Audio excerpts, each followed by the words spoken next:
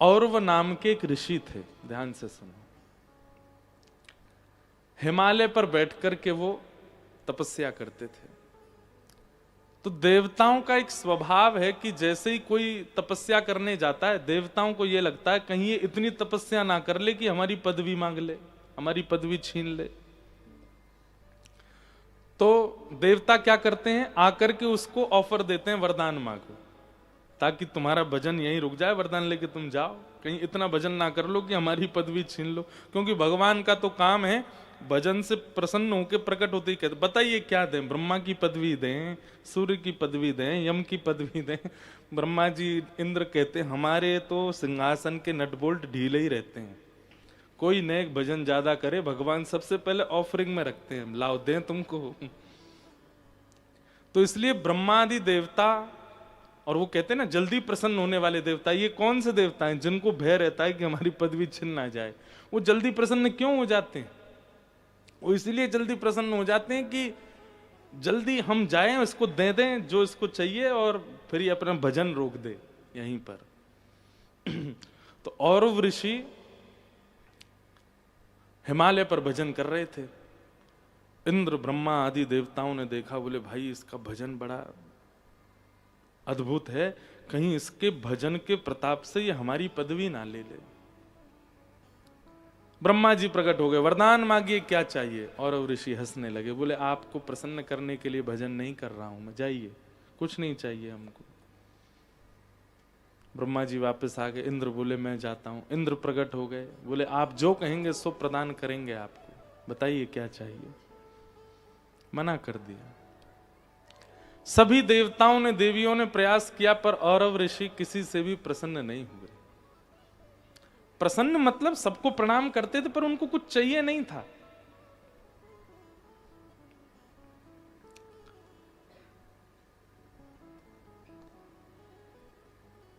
सब दौड़े दौड़े महादेव के पास गए। महादेव तो बेचारे भोले बाबा, उनसे जाकर के कह दिया, बोले देखिए ये हमारी पदवी छीनने के लिए भजन कर रहा है, हम लोग तो जाके इसको खूब कह चुके वरदान मांगो, पर ये कुछ नहीं मांग रहा है, आप ही इस पर कुछ अनुग्रह कृपा करो। अब भोले बाबा तो इतने भोरे, इतने सारे देवताओं को दुखी देख करके भोलेनाथ तो बोले अरे राम राम राम, बेचारे कितने कष्ट में आ गए हैं, इन सब की पदवी अगर हमारी किसी क्रिया से बची रहे तो हम क्यों ना करें।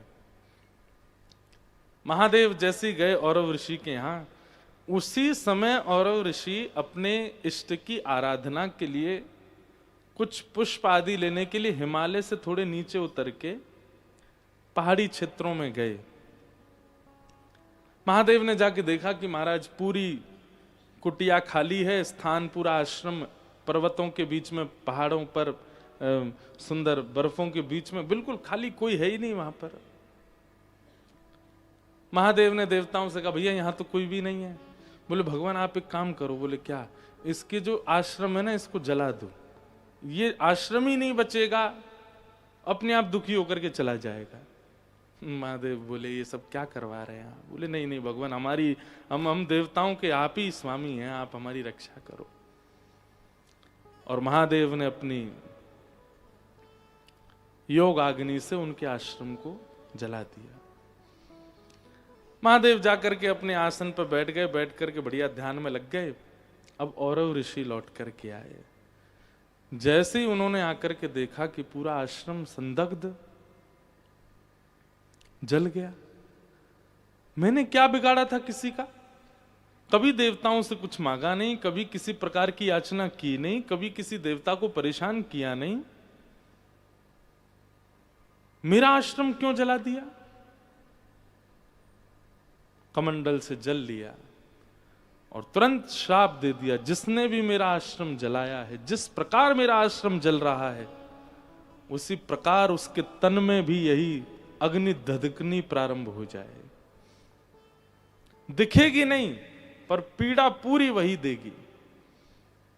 ये श्राप जैसे ही दिया, महादेव बैठे थे भजन में, भजन में बैठे बैठे महादेव को प्रश्वेत के बिंदु उत्पन्न होने लगे। महादेव को कोई पीड़ा नहीं दे सकता, पर एक ऋषि के मुख से निकले हुए वचनों को अनर्थ नहीं करना चाहते हैं महादेव। महादेव को किसी की कोई बात कभी नहीं कुछ पीड़ा दे सकती, उनको कोई पीड़ा नहीं दे सकता, वो पर ब्रह्म है। परंतु क्योंकि ऋषि बोल रहा है, अगर ये इनके कही गई बात लागू नहीं हुई तो ऋषि मुख से निकली हुई बातें सर्वथा व्यर्थ मानी जाएंगी। बोले बोलते रहे थे ऋषि, महादेव को तो कुछ हुआ नहीं, लोग बाग ऐसी बात बनाएंगे। तो केवल एक ऋषि की वाणी को सत्य करने के लिए महादेव एक पीड़ा का नाट्य करने लगे और पार्वती जी के पास गए। मेरा पूरा शरीर जल रहा है। पार्वती जी ने खूब गंगा जल डाला, खूब सुंदर सुंदर नदियों के जलों से स्नान कराया, खूब लेप लगाया, लेकिन कोई भी महादेव को शांत नहीं कर पाया।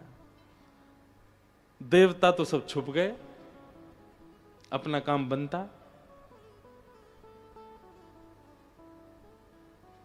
कोई भी नहीं आया देखने के लिए कि महादेव की पीड़ा है। तब साक्षात शंख चक्र गदा पद्मधारी श्रीमन नारायण पधारे और आकर के जब महादेव की उस पीड़ा का दर्शन किया, नेत्र सजल हो गए ठाकुर जी के। और ठाकुर जी ने कहा, पार्वती जी, तीनों लोकों में चाहे देवता हो, चाहे मानव हो, चाहे राक्षस हो, चाहे बंचर हो, चाहे जलचर हो, हर किसी तीनों लोकों में प्रकट होने वाले हर किसी व्यक्ति की एक ही वैद्य है और वो है गौ माता। आपने गैया का आह्वान किया? नहीं, अभी तक तो नहीं। बोले अब गैया को बुलाओ। तब गायों का स्मरण किया गया। 77 गैया प्रकट हुई और प्रकट होकर के भगवान ने आज्ञा की।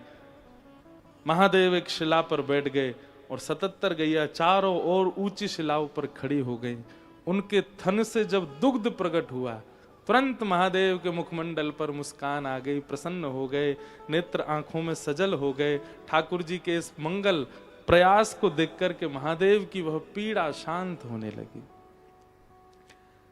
जैसे ही वो पीड़ा शांत हुई महादेव की, दौड़ करके गए, नारायण भगवान को हृदय से लगाया और कहा, मेरे अति प्रिय प्रभु के द्वारा दिया गया ये उपचार, ये केवल उपचार नहीं है, ये मेरे लिए सबसे बड़ा उपहार है आपकी ओर से। जब तक पृथ्वी है तब तक हम ये नियम बना देंगे कि सब हम पर दुग्धाभिषेक करें, क्योंकि जब वैष्णव दुग्धाभिषेक करता है तो प्रभु श्री महादेव को नारायण का स्मरण होता है और ये पूरी घटनाक्रम उनको याद आने लगती है। इसलिए चाहे रुद्राष्टाध्यायी का अभिषेक किया जाता हो, चाहे किसी भी प्रकार का भाव 16 मंत्रों से अभिषेक किया जाता हो, हम एक बूंदी से ही दूध डालते हैं पानी में और नेक दूध डाल दो फिर करो अभिषेक। क्यों? दुग्ध का स्पर्श होते ही महादेव प्रसन्न हो जाते हैं और उनको वो याद आने लगता है कि ठाकुर जी ने मेरी एक बार पीड़ा को दूर करने के लिए कैसे गैयाओं को प्रकट किया। तब से महादेव पर दुग्धाभिषेक, पंचामृत अभिषेक, ये सब क्रिया होती। बंधुओं, एक बात हम कहें, आप यदि वृंदावन के उपासी हो, यदि आप श्री राधा कृष्ण उपासी हो, आज महाशिवरात्रि का पावन पर्व, राधा कृपा कटाक्ष, कृष्ण गोपाल सहस्रनाम आदि आदि इन सब भावों को उच्च स्वर में महादेव को सुनाइएगा, गीत गोविंद सुनाइएगा। आज तक तो आपने ठाकुर जी को सुनाए होंगे, आज महादेव को सुनाइएगा। और अपने गुरु मंत्र हो, चाहे राधा नाम हो, उसकी खूब मंगल ध्वनि के साथ महादेव के सामने नृत्य कीजिएगा। आप कल से अपनी भक्ति में किंचित बढ़ोतरी पाएंगे, महादेव भक्ति प्रदान करेंगे। तो युधिष्ठिर जी ने ब्राह्मणों से कहा, आपने इस बालक के केवल गुण ही गुण बताए, कोई अवगुण नहीं है क्या इस बालक में? तब ब्राह्मणों ने उसकी जन्म पत्री देख करके कहा कि महाराज, आप सुनने का साहस रखते हो तो हम बताएं। बोले आप बताइए, कोई ऐसी बात नहीं। तब सब ब्राह्मणों ने मिलकर के कहा कि महाराज, तक्षकादात्मनो मृत्युम द्विजपुत्रोपसर्जिता प्रपत्स्यत उपश्रुत्य मुक्त संग पदम हरे।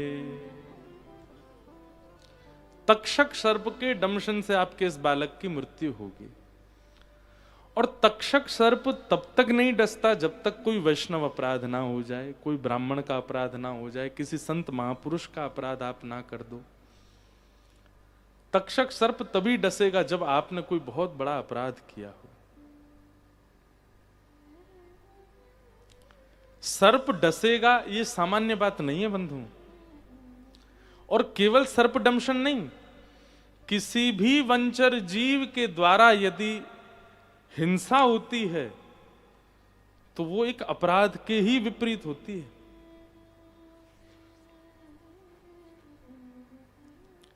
और वो शुभ नहीं मानी जाती। आपको कोई वंचर जीव पीड़ा पहुंचा दे तो इसका संकेत शुभ नहीं होता। और उसमें विशेष रूप से यदि सर्पदंशन है तो कहीं ना कहीं उसका इस बात से मेल माना जाता है कि आपको भगवत प्राप्ति में बाधा है, ठाकुर जी नहीं मिलेंगे अगर सर्पदंशन है तो। क्योंकि सर्पदंशन वैष्णव अपराध, भक्त अपराध, संत मुनियों का, किसी श्रेष्ठ भजनानंदी का आपने अपराध किया, उसी रूप में आकर के एक संकेत देता है कि अब तुम भगवत प्राप्ति नहीं कर सकते। और अगर मृत्यु हो जाए तो ये समझ लीजिए कि आपको स्वर्ग भी प्राप्त नहीं होगा, वैकुंठ भी प्राप्त नहीं होगा, पुनर्जन्म हो सकता है। हम ये नहीं कहेंगे कि नरक जाना पड़े, पर हां अगर आपके जीवन भर के पुण्य अति हैं और आपको स्वर्ग में आपका नाम लिखा है कि भाई यहां आना है, या आपका भजन वैकुंठ तक पहुंचाने की सामर्थ्य रखता है, और सर्पदंशन हो जाए तो उसमें बाधा है। फिर आपको शुरू से शुरुआत करनी पड़ेगी। जैसे सांप सीढ़ी गेम होता है ना, उसमें सांप डस दे तो नीचे ही आना पड़ता है, चाहे आप कितनी भी सीढ़ियां चढ़ के ऊपर गए हो। ठीक वैसे ही आपके जीवन में किए गए सारे भावों को नजरअंदाज कर दिया जाता है सर्पदंशन से। शुरू से शुरू होगा फिर। और उसमें भी तक्षक सर्प। ये सुनकर के युधिष्ठिर थोड़े चिंतित हो गए। इसका मतलब हमारा ये बालक संतों का अपमान करेगा, ब्राह्मणों का अपमान करेगा। तब ब्राह्मणों ने पुनः अपनी ज्योतिष विद्या से बताया, बोले महाराज लेकिन एक बात हम और कह दें क्या? प्रपत्स्यत उपश्रुत्य मुक्त संग पदम हरे। बोले पहली बार किसी की ऐसी जन्म कुंडली मिली है जहां पर सर्पदंशन की भी योजना है, योग है, और अगर इनके जन्म नक्षत्रों के अनुसार देखें तो इनकी मृत्यु के बाद इनको मुक्ति भी प्राप्त होने वाली है। ये दोनों संभव नहीं हो सकते, लेकिन यहां दोनों बातें हैं। इसका मतलब क्या है? सर्पदंशन के बाद भगवत प्राप्ति में बाधा है, लेकिन यदि कोई गुरु चाह जाए कि नहीं इसको ठाकुर जी मिलेंगे, तो चाहे तक्षक सर्प डसे चाहे शेषनाग डसते, एक गुरु प्रसन्न होकर के अगर चाह जाए कि ठाकुर जी मिलेंगे तो फिर कोई नहीं रोक सकता। बोले इनके जीवन में एक महापुरुष आएंगे और वे महापुरुष आकर के इनका हाथ पकड़ के ठाकुर जी से मिलवाएंगे। इसलिए चाहे सर्पदंशन हो पर इनको भगवत प्राप्ति होगी, तब युधिष्ठिर आदि पांडवों का मन शांत होगा। इसका मतलब क्या है? पहली बात तो ऐसा कुछ कीजिए नहीं, कोई संत अपराध, वैष्णव अपराध, विप्र अपराध। ऐसा नहीं है कि आपने वैष्णव अपराध किया तो सर्प ढूंढ के आएगा ही आपके पास, वो बात नहीं है। किसी कारणवश यदि ये सर्प हिंसा, सर्प के द्वारा आपका कुछ हो, तो उसके पीछे कारण वही माना जाएगा। इसलिए हर स्थिति में गुरु आश्रित रहिए। लोग बाग कहते हैं हमने सुना गुरु दीक्षा से पूजा फलीभूत नहीं होती। ऐसा नहीं है। बात ऐसी है कि गुरु कौन है? दिशा निर्देश करने वाले। अगर दिशा बताने वाला कोई व्यक्ति, एक मेंटर आपके ऊपर नहीं होगा तो आप भटक सकते हो। जरूरी नहीं है कि गुरु दीक्षा इसीलिए लेनी कि हमारी पूजा फले। अभी कुंभ में ही कोई स्नान कर रहा था तो उसको लोग बोल रहे थे तेरा तेरा स्नान व्यर्थ गया, क्यों? तेरे गुरु तो है ही नहीं। ऐसा नहीं है, ऐसा बिल्कुल नहीं है। पर गुरु का जीवन में होना इसलिए आवश्यक है कि भाई गाड़ी तो है, डीजल भी पूरा है, चलानी भी आती है, पर आजकल गूगल मैप होना बहुत जरूरी है ताकि वो राह बता सके, कहां से जल्दी पहुंचोगे, कहां ट्रैफिक है, कहां। ऐसे ही राह पथ दिखाने वाले गुरु हैं। हमसे कोई अपराध ना बने, हमसे कोई दूषितता ना बने, उसके लिए संकेत और दिशा दिखाने वाले एक गुरु जीवन में चाहिए। सदा गुरु आश्रित रहिए, कोई नहीं रोक पाएगा भगवत मिलन में। राजा परीक्षित धीरे धीरे बड़े होने लगे। एक दिन अर्जुन द्वारिका गए थे, लौटने में 6 महीने लगा दिए। 6 महीने बाद लौट करके आए तो दीनहीन अवस्था अर्जुन की। आकर के उन्होंने बताया कि भगवान श्री कृष्ण अपनी लीला पूरी करके चले गए, पृथ्वी पर अब ठाकुर जी की लीला विश्राम हो गई। यह समाचार सुनते ही पांडवों ने कहा कि जिनकी वजह से हस्तिनापुर मिला वे ही नहीं है तो हम कैसे यहां रह सकते हैं। और 5 पांडवों ने अपने राजकीय वस्त्रों को त्याग करके परीक्षित को, छोटे से बालक को ही राज्य गद्दी पर बिठाया और चले गए। कुंती को जैसे ही पता चला ठाकुर जी की लीला पूरी हो गई, सुनते ही प्राण निकल गए और 5 पांडव द्रौपदी के साथ स्वर्गारोहण को चले गए। धीरे धीरे ब्राह्मणों के निर्देश में बड़े हुए परीक्षित, जन्मेजय आदि पुत्र हुए, ब्याह आदि उनका हो गया था। एक दिन कलयुग मिला। कलयुग मिलते ही परीक्षित जी ने उसको मारना चाहा, क्योंकि वो एक वृषभ यानी कि बैल के 3 पैर काट चुका है, 4थे पैर को काट रहा था। जैसे ही हिंसा देखी परीक्षित ने तुरंत मारने के लिए गए, वो चरणों में गिर गया, मुझे मत मारिए। क्यों? मैं ब्रह्मा के द्वारा बनाया गया हूं, जैसे सतयुग है, त्रेता है, द्वापर है, अब मैं हूं कलयुग। परीक्षित घबरा गए, बोले तुम कलयुग हो, तुम यहां क्या कर रहे हो? बोले भगवान जिस दिन लीला पूरी करके गए उस दिन मेरा प्रारंभ हो गया। मैं कथा थोड़ी जल्दी कह रहा हूं क्योंकि कृष्ण जन्म तक जाना है हमें, लेकिन आप लोग ध्यान से सुनिएगा, विषय सारे पूरे होंगे। परीक्षित ने कहा भले ही तुमको ब्रह्मा ने बनाया हो, लेकिन इस पृथ्वी का एक छत्र सम्राट मैं हूं, मेरी आज्ञा के बिना तुम नहीं आक्रमण कर सकते। बोले महाराज, ब्रह्मा के नियम को हस्तक्षेप करना ये किसी मानव का अधिकार नहीं है। थोड़ा विचार करके परीक्षित ने सोचा क्या करें, तो कहा आप चिंता मत कीजिए, मुझे कुछ स्थान दे दीजिए, मैं वहीं रहूंगा। वो बहुत प्रसिद्ध है, कलयुग के 5 स्थान, केवल 5 जगह है कलयुग, 6वां स्थान नहीं है कलयुग के पास। द्यूतम पानम स्त्रियः सूना यत्रा धर्मश्चतुर्विध पुनश्च याचमानाय जात रूप मदात प्रभो। ये 5 स्थान। सबसे पहला जुआ। जुआ का मतलब जो खेल में खेला गया वही नहीं, लक्ष्मी को कहीं भी आप दांव पर लगाते हो वो सब जुआ है। दूसरा पानम, इस जीव पर किसी भी असद वस्तु को धारण करना कलयुग का निवास है। तीसरा पर स्त्री पर पुरुष संग, उसमें कलयुग का निवास है। चौथा हिंसा, लड़ाई झगड़ा कलेश, कलयुग का निवास है। और 5वां बिना मेहनत के कमाया गया धन, अनीति से कमाया, कूटनीति से कमाया गया धन, ये 5 स्थान हैं कलयुग के। इनमें से एक स्थान में भी यदि आपका किंचित प्रवेश हुआ है तो कलयुग आप पर पूरा पूरा हावी होगा। ये कोरोना वायरस से भी ज्यादा खतरनाक है, बहुत जल्दी आक्रमण करता है कलयुग। बस वो मौका ढूंढता है कि आप इन 5 में से कहीं भी प्रवेश करो।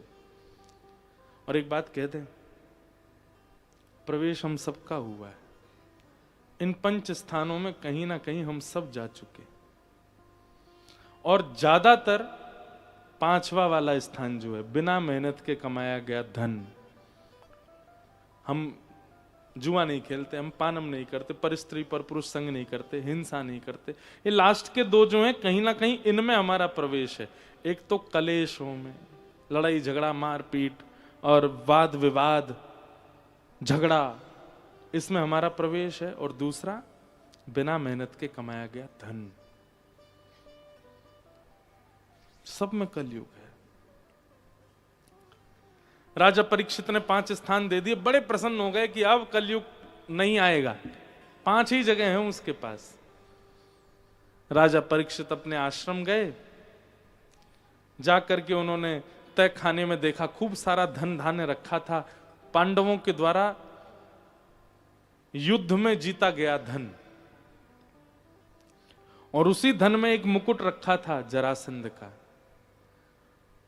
मुकुट पहन करके जीवन निर्वहन करने की उनकी इच्छा नहीं थी, केवल वो पहन के देखना चाहते थे कि मुझ पर कैसा लगेगा। जैसे ही मुकुट सिर पर धारण किया, केवल पहन के देखने की इच्छा थी, इतने में ही कलयुग प्रविष्ट हो गया। क्यों? बिना मेहनत का धन पहना है। सोचो हम कहां तक बचेंगे। आजकल तो मॉल्स में चेंजिंग रूम ही होते, वहीं पहन पहन के देख लेते हैं। कीमती वस्तु बाहर से ही पता है, टैग देख के आ गए, हमारे बस का नहीं है खरीदना, पर पहन तो ले ये एक बार।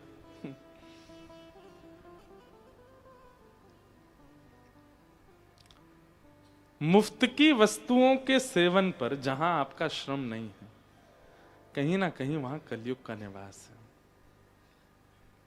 हमारे पूज्य नाना जी कहते, लाला तू कथा करेगो तो घर में सब बुलाए करेंगे। अब तो हमने जाना बंद कर दिया, कहीं नहीं जाते हम, बहुत कम। पर इसलिए भी नहीं जाते, समय ही नहीं।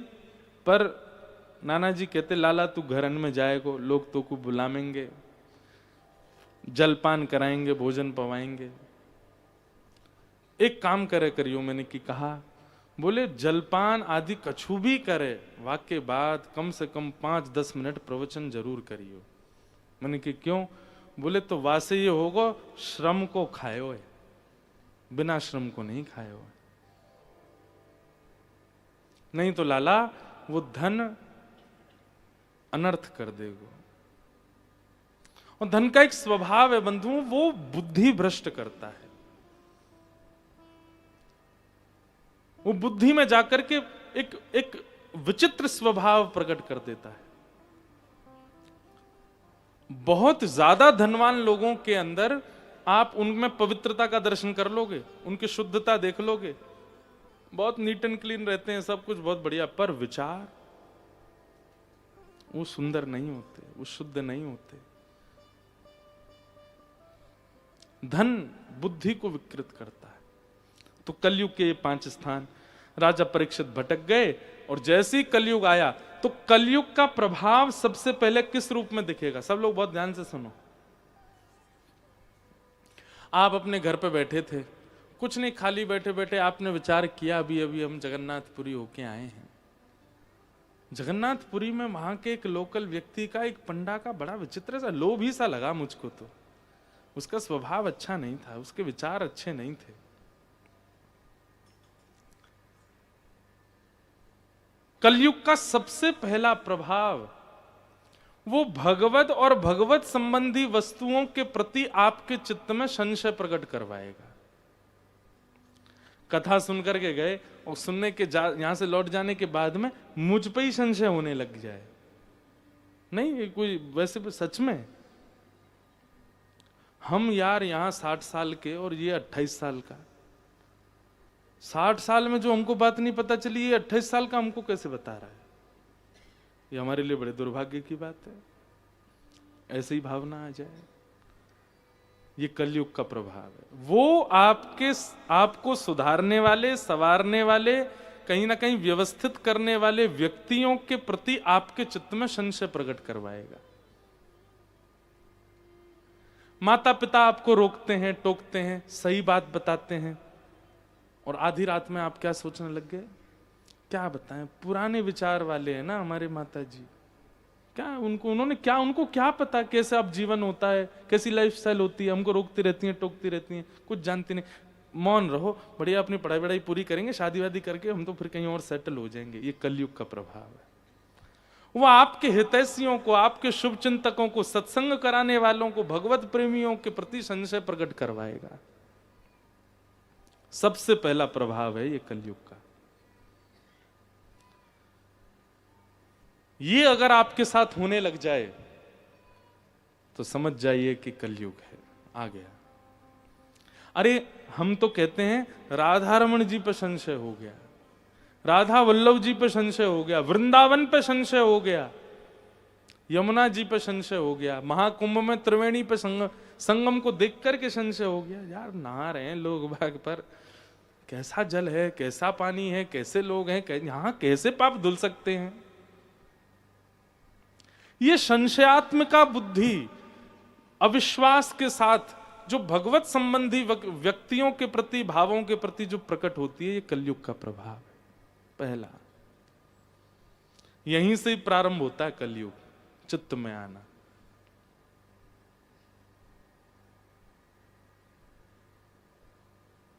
और वही हुआ राजा परीक्षित के साथ।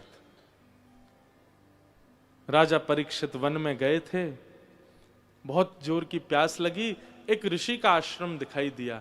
जैसे ही उस आश्रम में पहुंचे तो त्रातक समाधि में एक महात्मा बैठे थे जिनका नाम था शमिक ऋषि। त्रातक समाधि किसको कहते हैं? श्वास नहीं चलेगी, धड़कन नहीं चलेगी, नब्ज नहीं चलेगी, पर जीवित है व्यक्ति, ये त्रातक समाधि है। उसका केवल अंग बैठा है, अगर आपने स्पर्श किया तो वो गिर जाएगा, लुढ़क जाएगा, लेकिन वो मरा नहीं है, वो जीवित है, वो समाधि में है। त्रातक समाधि में शमिक ऋषि बैठे थे। राजा परीक्षित ने जाके प्रणाम किया और कहा, महाराज मैं एक छत्र सम्राट राजा परीक्षित आपको प्रणाम करता हूं, बहुत जोर की प्यास लगी, जल पिलाइए। समाधि में बैठे, वो कहां सुनते हैं, तो आत्मा उनकी कहीं और जा चुकी है। राजा परीक्षित ने 2-3 बार बोला, जब उन्होंने कोई प्रत्युत्तर नहीं दिया तो क्रोध आया। पाखंडी, यहां ढोंग करते हो मेरे सामने, एक छत्र सम्राट तुम्हारे सामने खड़ा है और तुम यहां पर मेरे आगे पाखंड कर रहे हो। ऐसी विचारधारा प्रकट करवाता है कलयुग। सोचने लगे क्या करूं, क्या, अच्छा ठीक है, विचारधारा प्रकट हुई, वहां तक भी नहीं रुकेंगे, फिर कुछ अपमान करने की इच्छा प्रकट होगी चित्त में। ये कलयुग करवाता है। माता पिता के प्रति द्वेष भावना आ गई मन में। यहां तक तो कलयुग था, पर अब उनसे आर्ग्यूमेंट करने जा रहे हैं, ये कलयुग का और प्रचंड स्वरूप है। ये कलयुग करवाता है, आप नहीं करते हैं ये सब। राजा परीक्षित ढूंढने लगे, क्या करूं क्या करूं। तभी एक मरा हुआ सर्प पड़ा था, बाण से उठा करके उनके गले में डाल दिया और चले गए वहां से। अपमान कर दिया बेवजह का, कोई इसका औचित्य नहीं था।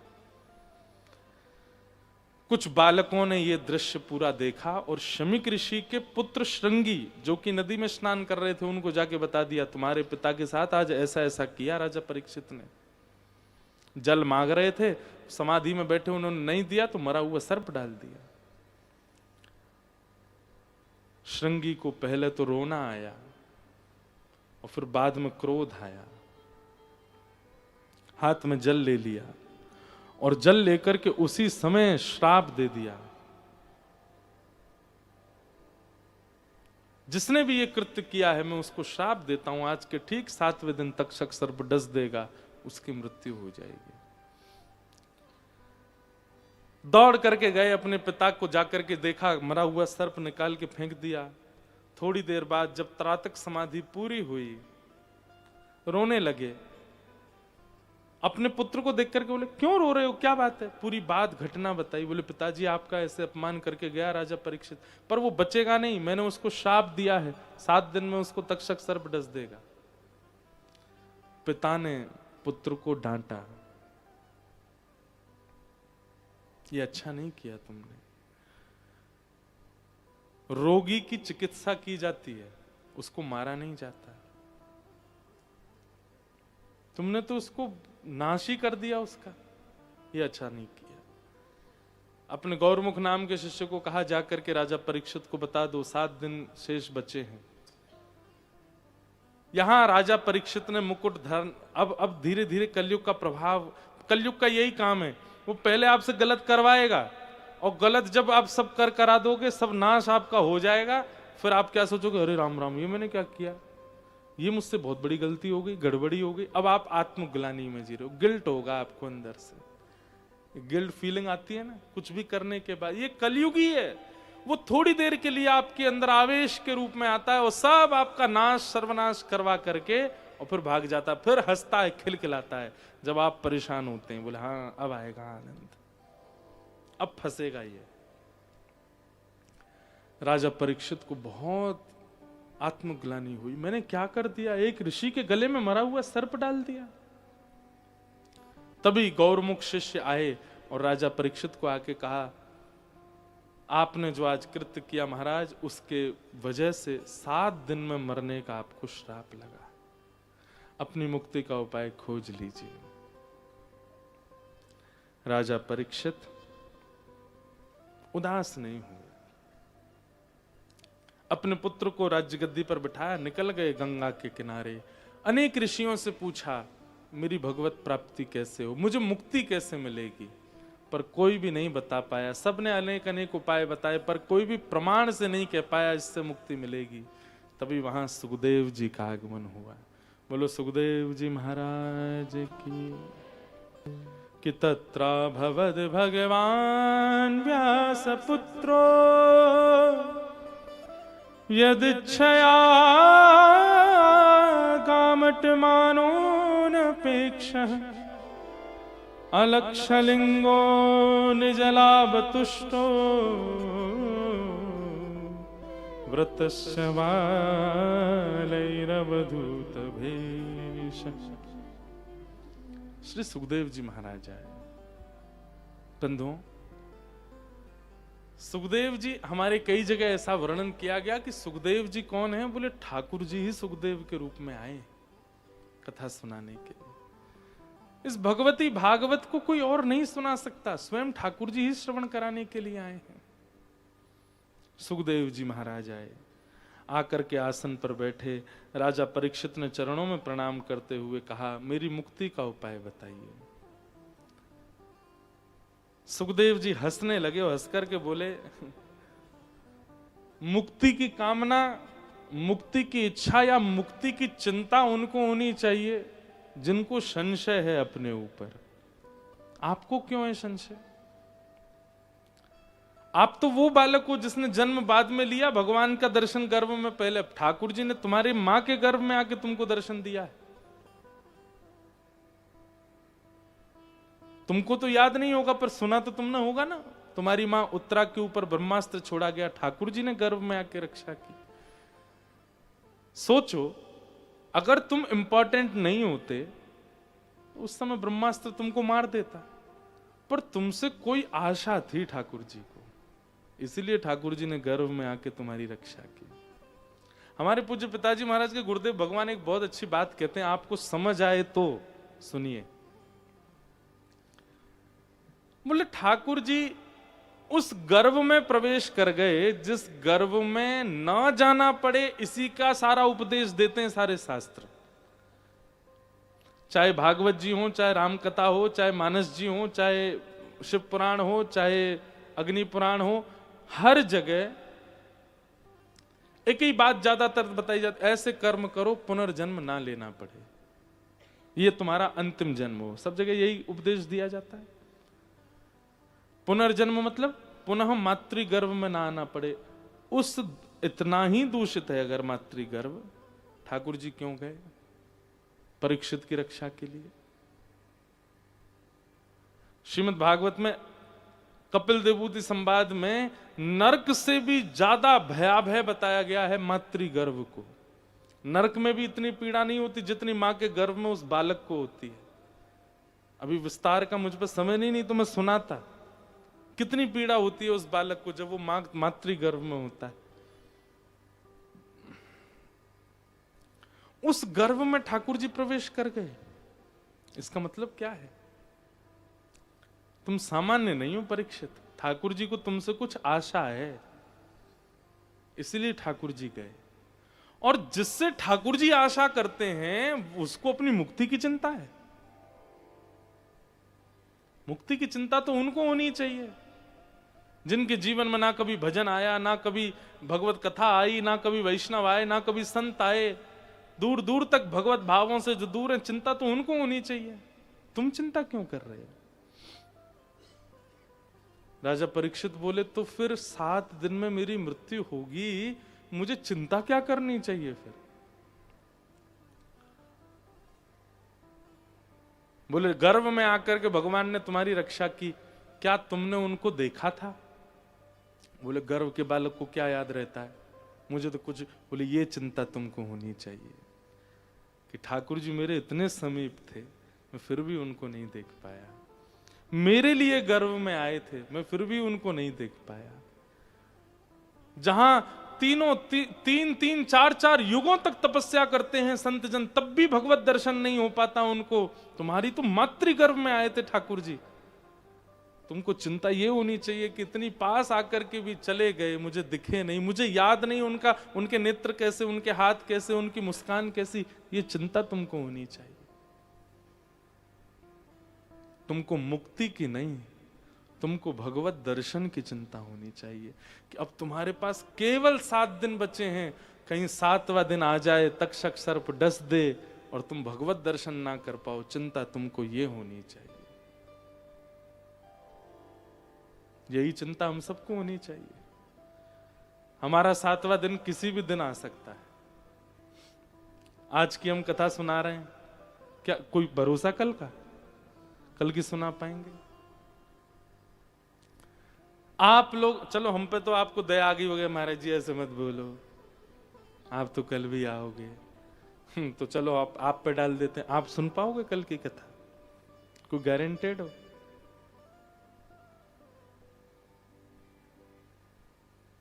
क्या भरोसा है इस जिंदगी का, साथ देती नहीं ये किसी का। कब प्राण निकल जाए, हमारा अंतिम दिन कब आ जाए, हमको भी यही चिंता होनी चाहिए। पता नहीं कौन सा दिन हमारा अंतिम है, उससे पहले हे राधा रमन लाल, आप अब आज भी नहीं दिखे हमको। रात में इसी चिंता में सोना चाहिए हमको। आज का दिन भी निकल गया, नहीं मिले आप। कल फिर सुबह से प्रारंभ हो, अपना कर्म करें, अपनी जॉब करें, और बीच बीच में जब जब खाली बैठे तब तब प्रसन्न है, ठाकुर जी आज कृपा कर दीजिए ना, आज तो महाशिवरात्रि पावन दिन है, आज कुछ अनुग्रह कर दीजिए, आज तो अपना अनुभव करा दीजिए। फिर रात को नहीं दिखे तो फिर चिंता हो, आज का दिन भी क्या, पता नहीं कितने दिन बचे हैं मेरे पास। पर हमको इसकी कोई चिंता नहीं होती, कोई परवाह नहीं।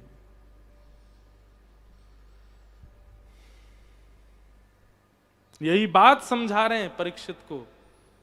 परीक्षित, तुम्हारे जीवन के केवल 7 दिन बचे हैं, तुम मुक्ति तो तुमको मिलनी ही मिलनी है, उसमें कोई संशय नहीं है।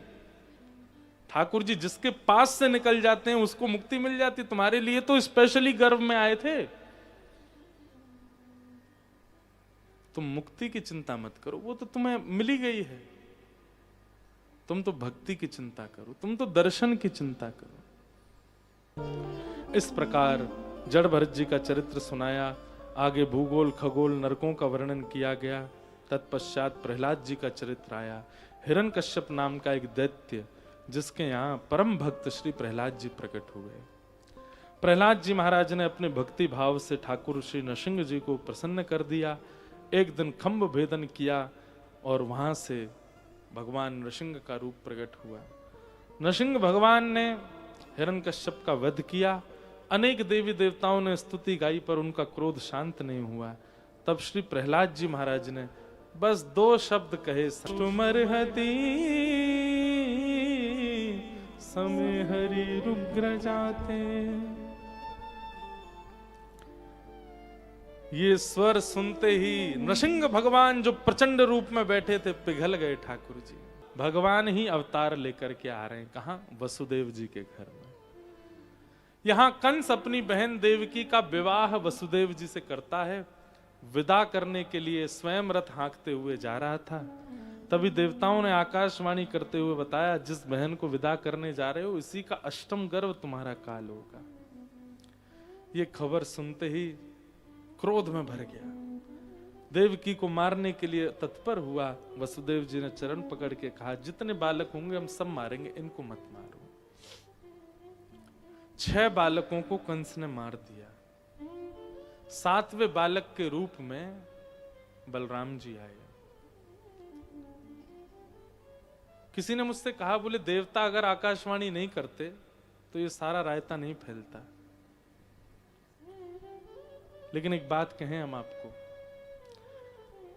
हम देवताओं को दोष दे रहे हैं कि उन्होंने आकाशवाणी की तभी कंस ने ऐसा क्रूर काम किया।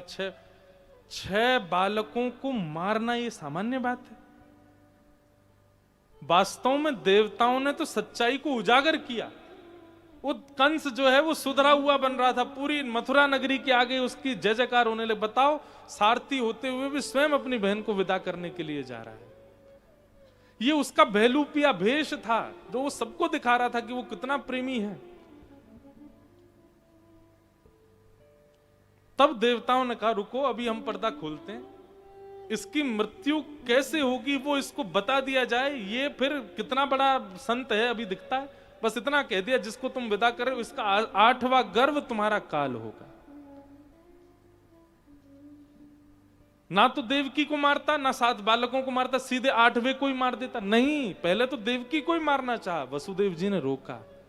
इतना ज्यादा क्रूर कि एक भी बालक नहीं छोड़ा। इसमें देवताओं का दोष नहीं, देवताओं ने तो सच्चाई से अवगत कराया। नहीं तो वो ऐसा ही साधु बना बना, ऐसा ही सुंदर सुंदर बना बना भीतर ही भीतर ना जाने क्या क्या करता। 6 बालकों को मार दिया। 7वें बालक के रूप में बलराम जी आए। कुछ महीने गर्भ में रहने के बाद स्थानांतरित हो गए रोहिणी मैया के गर्भ में, और 8वें बालक के रूप में भगवान कृष्ण पधारे। भादों का महीना, अष्टमी तिथि, मंदम मंदम जलधरा, वायु मंदिराचल पर्वत पर चंदन की सुगंधियों को लेकर के बह रही है। अत्यंत मधुर वातावरण हो गया। ऐसा स्पर्श हो रहा है वायु का, सबको निद्रा आ रही है, सब अत्यंत सुख में आ गए। और उसी काल में भादों के अष्टमी तिथि को अर्धरात्रि के समय कंस के कारागृह में देवकी मैया के गर्भ से दिव्य तेज प्रकट हुआ और शंख चक्र गदा पद्म धारण करके भगवान श्री कृष्ण प्रकट हुए। बोलो बाल कृष्ण लाल की जय। सब लोग हाथ जोड़ो। ठाकुर जी के एक रूप का दर्शन करना। पहले मैं श्लोक बोलूंगा, फिर उसका अर्थ सुनकर के अपने चित्त में झांकी बनाना, कैसे हैं ठाकुर जी। तम अद्भुतम बालकमंबुजे क्षणम चतुर्भुजं शंख गदायुधायुधम श्रीवत्सलक्ष्मं गलसौभकोस्तुभं पीतांबरम सांद्रपयोदसौभगम। कैसे हैं ठाकुर जी? छोटे से ही हैं, जैसे छोटा सा बालक होता है वैसे ही हैं ठाकुर जी, पर छोटे से बालक के रूप में ही चतुर्भुज है और चारों भुजाओं में आयुध हैं, शंख चक्र गदा पद्म। छोटी छोटी उंगलियों में ठाकुर जी ने शंख लिया है, चक्र लिए हैं, गदा ली है, कमल लिया है। मुकुट नहीं पहना है ठाकुर जी ने सिर पर, घुंघराले केश खुले हुए हैं, गले में वैजंती माला पहनी है और पीतांबरी पहन करके ठाकुर जी आए हैं। अब देखो, अगर स्पष्ट श्लोक का वर्णन करें तो ठाकुर जी कैसे आए हैं? मुकुट नहीं पहना है, पीतांबरी पहनी है, पीतांबरी के ऊपर मणि पहनी है, छोटे छोटे 4 भुजाओं में 4 आयुध हैं, और सुनो नीचे धोती नहीं पहन रखी है। धोती का वर्णन ही नहीं है। तमद्भुतम बालकमंबुजेक्षुणम चतुर्भुजम शंख गदायुधायुधम श्रीवत्सलक्ष्मं गलसौभकौस्तुभम पीतांबरम सांद्रपयोद सौभगम। जैसे छोटा बालक होता है ना, उसकी बगलबंदी इतनी बड़ी है कि घुटने घुटने तक आ रही है, बाकी नीचे तो नंगा ही डोल लो है। ऐसे ठाकुर जी आए हैं। चार भुजा लेकर के, गले में कौस्तुभ पहन करके और पीताम्बरी पहन के ठाकुर जी प्रकट भये। देव की मैया के हृदय में अत्यंत आनंद, बलैया लेने लगी। नेक्स्ट से लाला प्रकट भये हैं। मैया से कहा, मैया ने कहा प्रयास तो पूरा कियो आपने कि आप परमात्मा बन के आओ, पर पूरे पूरे बने नहीं हो, आधे अधूरे बने आए हो। देखो ऐसी लग रही है जैसे गदा गिरवे वाली, हाथन तो संभल ही नहीं रहे, नेक्स्ट से हैं बेचारे। अब काई को नाटक कर रहे हो, पूरे बालक ही बन जा। नहीं मैया, हमने सुनो मामा जन्म लेते ही मारवे आ जाए, हम तो बाकू मारेंगे। और नेक्स्ट से ठाकुर जी ऐसे मचल रहे हैं, कूद रहे हैं, बोले कंस को मारेंगे। देव की मैया ने अंक में भरा, बोले नहीं, अब पहले बालक बनो। वस्त्र उतार दिए, दो भुजाओं को अंतर ध्यान कर दिया, बिल्कुल नन्हे से बालक ठाकुर जी बन गए और देव की मैया के पयोधर का पान करने लगे। वास्तव में बंधुओं, यशोदा मैया ने जिस प्रेमी श्री कृष्ण को देखा ना, वो प्रेमी श्री कृष्ण ने सबसे पहले मुख में दुग्ध देव की मैया का ही ग्रहण किया। तो मतलब इतने आनंदित और इतने प्रेमी श्री कृष्ण जो बने हैं, वो देव की मैया के दूध से ही बने। ब्रजवासियों को तो हंसते खेलते नाचते गाते ऊधम करते कन्हैया मिल गए, पर ये कन्हैया बने कैसे ऐसे? देव की मैया के दूध से। ठाकुर जी ने आज्ञा करी, मैया अब एक काम करो। बोले कहा, मैं आया हूं प्रेम को प्रचार प्रसार और प्रेम की स्थापना करवे, और वाके काजे अब मुकु ब्रज जानो पड़ेगो। आप लोग 11 वर्ष 56 दिना प्रतीक्षा करियो, मैं ब्रज में जाके अद्भुत लीला करके आऊंगो, और वाके बाद आके या मामा कंस को मारूंगो। देव की मैया रोई तो बहुत, पर पूरे विश्व को प्रेम प्राप्त होगा मां के एक त्याग से, इसलिए मां ने लाला को वसुदेव जी को दिया। वसुदेव जी ने जैसे लिया, हथकड़ियां खुल गईं, बेड़ियां खुल गईं, और लाला को लेकर के गोकुल गए। सब सैनिक सोए, दरबान सोए, चट चट ताले खुल गए, सारे मथुरा में सब सोए, किसी को नहीं पता क्या चल रहा है। और ठाकुर जी को लेकर के वसुदेव जी गोकुल पहुंचे। गोकुल में नंदरानी यशोदा सोई थी, बगल में छोटी सी लाली सोई है। लाली को उठा करके लाला सुवाए दिए और लाली ला करके मथुरा पहुंच गए। कंस ने रोने की आवाज सुनी, उठ करके दौड़ा, 8वां बालक हुआ, मुझे दो। बेटी देख करके कंस बोला, बेटा होना था, बेटी कैसे हो गई? देव की बोली, अब ये तो मुझे नहीं पता भैया। पुत्री को जैसे ही पटका नीचे पृथ्वी पर, अष्टभुजी देवी भद्रकाली प्रकट हो गई और कंस से कहा, मुझ जैसे निरपराध बालकों को मारते हो तुम? जिस शत्रु से तुम बचने का प्रयास कर रहे हो, उसने तो ब्रज में जन्म ले लिया। कंस बोला, कहां लिया? बोले 84 कोस के ब्रज में लिया। बोले एग्जैक्ट एड्रेस बता दो, कहां लिया? तो यहां देवी कहते हैं, यत्रत्ववा, जन्म लिया 84 कोस में, पर कहां लिया ये नहीं बताऊंगी। अब तू देख तेरी मृत्यु कैसी होती है। वही अष्टभुजी देवी विंध्यवासिनी मैया, विंध्याचल में जो विराजती, भगवान की बहन है वो, ठाकुर जी की, हमारे लाला की। यहां कंस राक्षसों को बुला रहा है और ब्रजमंडल में भैया अब सूर्य उदय हुआ। सब ब्रजवासीन को अब लगन लगी है कि भैया अब के लाला होएगो नंद बाबा के। आज सुबह जैसे ब्रह्म मुहूर्त में नंदा सुनंदा दोनों गईं, दोनों ने जाकर के देखी कि भाभी यशोदा मैया सोई हैं और उनके बगल में नेक्स्ट एक बालक चदरिया ओढ़ के कुल बुलाए रहे हुए, अपने हाथ पाम चला रहे है और आ ऐसे आवाज निकाल लो है। नंदा सुनंदा ने 21 बार हरिशरणम को जाप किया। अरे बहन जल्दी चल, भैया के बालक भयो देख तो लें कैसो है। और लाला की लाली ने देखें तो हरिशरणम को जाप करते भये 21 बार। जैसे ही बालक के ऊपर से चदरिया हटाई है, आहा ठाकुर जी के उस रूप को देख करके है गयो है गयो है गयो है गयो है गयो है गयो है गयो है गयो। नंदा सुनंदा तो वहीं नाचने लगी, उछलने लगी, एक दूसरे को मुखमंडल बंद किया। अरे ये खबर बड़ी गोपनीय रख, अभी सवन में हल्ला मत कर, जल्दी चल। सबसे पहले ये खबर जाके नंद बाबा को सुनाएंगे। नंदा सुनंदा दौड़ी दौड़ी गई नंद बाबा के पास, रास्ता में ही चिल्लाती जा रही है गयो है गयो है गयो है गयो। अब जहां ते निकले सब पूछे कहा भयो, भयो कहा? बोले अब तो है गयो है गयो है गयो है गयो। सब उनके पीछे दौड़ रहे हैं, बोले सुनो तो सही, भयो कहा? आहा,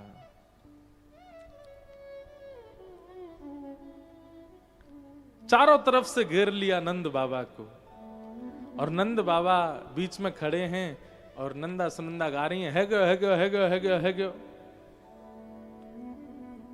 नंद बाबा बोले भयो कहा ये तो बता। बोले पहले बताओ हमको कहा दोगे? बोले जो मांगेगी सो देंगे। 9 लखा को हार चाहिए। बोले 16 लखा को देंगे, अब बता कहा भयो? बोले बाबा आपने इतने ब्राह्मण जिमाए, इतने ब्रजवासीन की सेवा करी, यमुना जी की आराधना करी, गैयान की सेवा करी, इन सबन के फलस्वरूप नीलमणि जैसो लाला भयो है। जैसे ही नंद बाबा ने सुनी लाला भयो है, 80 बरस के बाबा तो 16 बरस की फुर्ती आ गई बाबा में। बोले फिरते बता कहा भयो? बोले लाला भयो है।